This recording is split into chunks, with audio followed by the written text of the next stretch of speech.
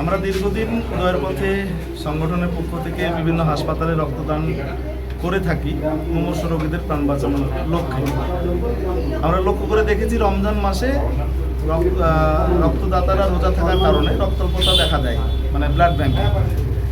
তো মুমূর্ষু রোগী এবং থ্যালাসেমিয়া আক্রান্ত শিশুদের প্রাণ বাঁচানোর লক্ষ্যেই আমাদের সংগঠন উদয়ের পথে এবং মিঠু ভাই আমরা উদ্যোগ নিয়েছি যে রমজানের রক্তদান, সেটা আজকে আমাদের উদয়ের পথের অফিসেই ইতিমধ্যে আমরা শেষ করলাম। ভালো সাড়া পেয়েছি, অসংখ্য মানবিক রক্তদাতা আমাদের এই আজকের রক্তদান শিবিরে এসে রক্তদান করেছেন।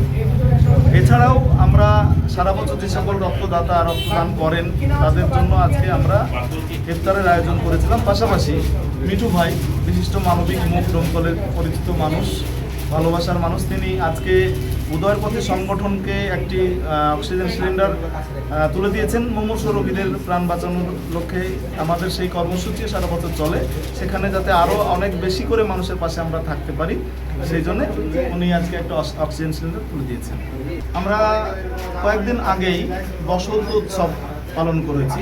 সেখানে আমরা যেমনভাবে মুসলিম সম্প্রদায়ের মানুষকে দেখেছি বসন্ত উৎসবে সামিল হতে, সাম্প্রদায়িক সম্প্রীতি রক্ষায়, তেমনভাবে আজকে একটা বিশেষ দিন, যেটা আমরা গর্ব করে বলতে পারি। আজকের যে অনুষ্ঠান ছিল সেই অনুষ্ঠানে আমাদের লক্ষ্যই ছিল যে মুসলিম ভাইরা যে রোজা থাকার ফলে রক্তদান করতে পারেন না, মুমূর্ষু রোগী তাদের বাঁচানোর লক্ষ্যে হিন্দু সম্প্রদায়ের মানুষ এগিয়ে আসুক।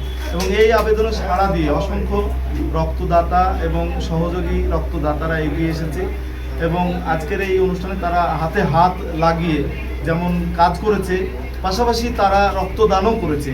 এটা আমি উদয়ের পথের পক্ষ থেকে এবং দমকলের একজন সচেতন মানুষ হিসাবে তাদের আন্তরিক ধন্যবাদ জানাই যে এভাবেই যেন আমরা একে অপরের পাশে দাঁড়াতে পারি এবং কবির ভাষায় বলতে পারি, সকলের তরে সকলে আমরা, প্রত্যেকে আমরা পরের তরে।